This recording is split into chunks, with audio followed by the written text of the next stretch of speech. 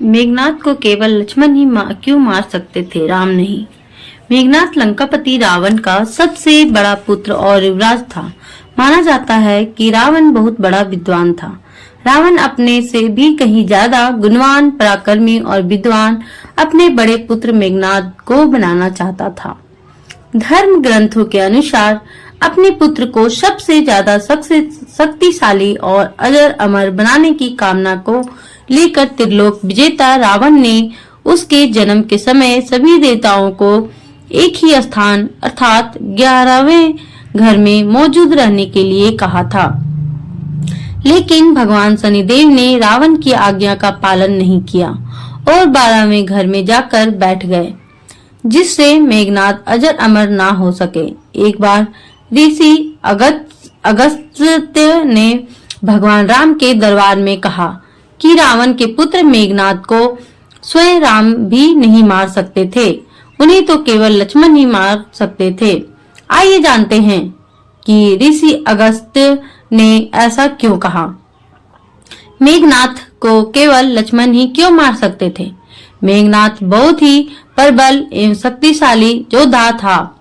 उसके जन्मोपरांत ही सृष्टि के संपूर्ण मेघों ने रोते हुए एक समान नाद किया था। तत्पश्चात उसका नामकरण मेघनाथ हुआ। उसके पास नागपाश रूपी ऐसा शस्त्र था जिससे वह अदृश्य होकर राम लखन सहित पूर्ण सेना पर बादलों के पीछे छुपकर वार कर सकता था। वह भली भांति जानता था कि संसार में किसी भी साधारण मनुष्य के हाथों उसका वध संभव नहीं है। धर्म और अधर्म के बीच युद्ध की समाप्ति के उपरांत भगवान श्री राम के राज्याभिषेक में सम्मिलित हो अनेक तपस्वी, ऋषि मुनि आदि भगवान राम से मिलने व आशीर्वाद देने वहां पर उपस्थित हुए। उस समय मुनि अगस्त्य ने प्रभु श्री राम से कहा, राम, आपने रावण व कुंभकर्ण को मारा जो अति दुर्लभ था, लेकिन अधिक विषाद संग्राम लक्ष्मण ने मेघनाथ से किया था। मेघनाथ का वध सबसे ज्यादा विषम था। गुरु के वचनों को सुन प्रभु श्री राम अचंभित हो गए, क्योंकि वे मेघनाथ की प्रबलता व उनके वरदान से अनभिज्ञ थे। तभी अगस्त्य मुनि उन्हें पूरी बात विस्तार से बताते हुए कहते हैं कि मेघनाथ विश्व का एकमात्र ऐसा योद्धा था जिसके पास समस्त दिव्य शास्त्र थे। तीनों महास्त्र, ब्रह्मा, नारायणास्त्र व महादेव का पशुपतास्त्र भी था। उसे वरदान प्राप्त था। उसके रथ पर रहते हुए कोई उसे परास्त नहीं कर सकता। उसी कारण उस समय संसार में केवल वही एक योद्धा था जिसने अति महारथी होने का स्तर प्राप्त किया था। उसने स्वयं भगवान रुद्र से युद्ध किया, की शिक्षा प्राप्त की और समस्त शस्त्र प्राप्त किए। उसकी शिक्षा प्राप्त होते ही रुद्र ने स्वयं ही कहा कि उसे इस संसार में कोई पराजित नहीं कर सकता, किंतु उसका वध केवल लक्ष्मण के ही हाथों संभव था। महर्षि के मुखवाणी से मेघनाथ का ऐसा वर्णन सुनकर भगवान राम विस्मित रह गए और बोले, लक्ष्मण निस्संदेह महाप्रचंड योद्धा है और उनके पास भी विश्व के सारे दिव्यास्त्र थे, किंतु उसे पशुपतास्त्र का ज्ञान नहीं था, जिसका ज्ञान सिर्फ मेघनाथ को ही था। फिर भी लक्ष्मण किस प्रकार मेघनाथ का वध करने में सफल रहे। आप ऐसा क्यों कह रहे हैं कि केवल लक्ष्मण ही उसका वध कर सकते थे। इस पर अगस्त्य मुनि ने कहा, आपका कथन सत्य है। जितने दिव्यास्त्र मेघनाथ के पास थे उतने ही लक्ष्मण के पास थे, किंतु मेघनाथ को एक वरदान प्राप्त था। एक बार देवासुर संग्राम में रावण को इंद्र द्वारा बंदी बना लिया गया। तब मेघनाथ ने अपने पिता की रक्षा हेतु इंद्र को ही बंदी बना लिया और उन्हें लंका ले आया। इसलिए मेघनाथ को इंद्रजीत के नाम से भी जाना जाता है।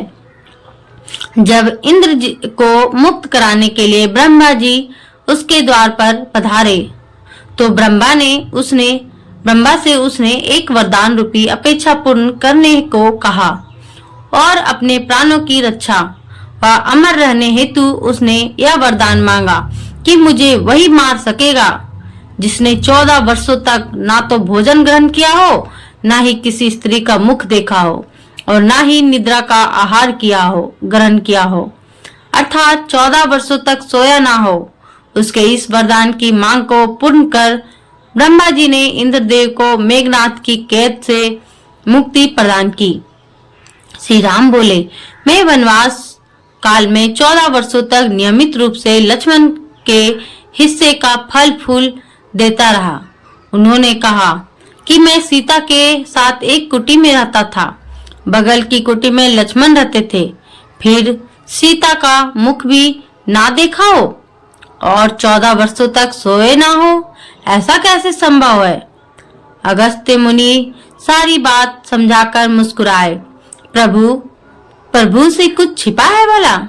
प्रभु श्री राम को तो सब कुछ पता था। दरअसल सभी लोग सिर्फ श्री राम का ही गुणगान करते थे, लेकिन भगवान राम चाहते थे कि लक्ष्मण के तप और वीरता की चर्चा भी हो, अयोध्या के घर घर में हो। अगस्त्य मुनि ने श्री राम से कहा कि क्यों ना लक्ष्मण जी से यह पूछ लिया जाए। लक्ष्मण जी आए तो राम जी ने कहा कि आपसे जो पूछा जाए उसे सच सच कहिएगा। प्रभु ने पूछा, हम तीनों 14 वर्षों तक साथ रहे, फिर तुमने सीता का मुख कैसे नहीं देखा? फल दिए गए फिर भी अनाहारी कैसे रहे और 14 वर्षों तक सोए नहीं, यह कैसे हुआ? तब लक्ष्मण जी ने बताया, भैया, जब हम भाभी को खोजते हुए ऋष्यमुख पर्वत पर गए तो सुग्रीव ने हमें उनके आभूषण दिखाकर पहचानने को कहा था। आपको स्मरण होगा, मैं उनके पैरों के आभूषण के अलावा कोई अन्य आभूषण नहीं पहचान पाया था, क्योंकि मैंने कभी भी उनके चरणों के ऊपर देखा ही नहीं। 14 वर्ष नहीं सोने के बारे में लक्ष्मण ने कहा कि आप और माता एक कुटिया में सोते थे। मैं रात भर बाहर धनुष पर बाण चढ़ाए पहरेदारी में खड़ा रहता था। निद्रा देवी ने मेरी आंखों पर पहरा करने की कोशिश की तो मैंने निद्रा को अपने बाणों से भेद दिया था। निद्रा ने हार कर स्वीकार किया कि वह 14 साल तक मुझे स्पर्श नहीं करेगी, लेकिन जब श्री राम का अयोध्या में राज्याभिषेक होगा और मैं उनके पीछे सेवक की तरह छत्र लिए खड़ा रहूंगा, तब वह मुझे घेरेंगी। आपको याद होगा, राज्याभिषेक के समय मेरे हाथ से छत्र गिर गया था। लक्ष्मण जी ने आगे बताया कि जब मैं जो फल फूल लाता था, आप उसके 3 भाग करते थे। एक भाग देकर आप मुझसे कहते थे, लक्ष्मण, फल रख लो। आपने कभी फल खाने को नहीं कहा, फिर बिना आपकी आज्ञा के मैं उसे खाता कैसे? मैंने उन्हें संभाल कर रख दिया। लक्ष्मण भगवान राम से कहते हैं कि मैंने गुरु विश्वामित्र से एक अतिरिक्त विद्या का ज्ञान लिया था। इससे बिना अन्न ग्रहण किए भी व्यक्ति जीवित रह सकता है। उसी विद्या से मैंने भी अपनी भूख नियंत्रित की और मेघनाथ मारा गया। यह सुनते ही प्रभु श्री राम फिर से भाव विभोर उठे और लक्ष्मण को गले से लगा लिया। बोलो जय सिया राम। दोस्तों, आपको ये कथा कैसी लगी? कृपया कमेंट करके जरूर बताएं। वीडियो पसंद आया हो तो लाइक करें और ऐसी ही और भी बहुत सारी कहानियों, कथाओं एवं जानकारियों के लिए को सुनने के लिए हमारे चैनल को सब्सक्राइब जरूर करें। धन्यवाद। मिलते हैं अगले वीडियो में। जय श्री राम।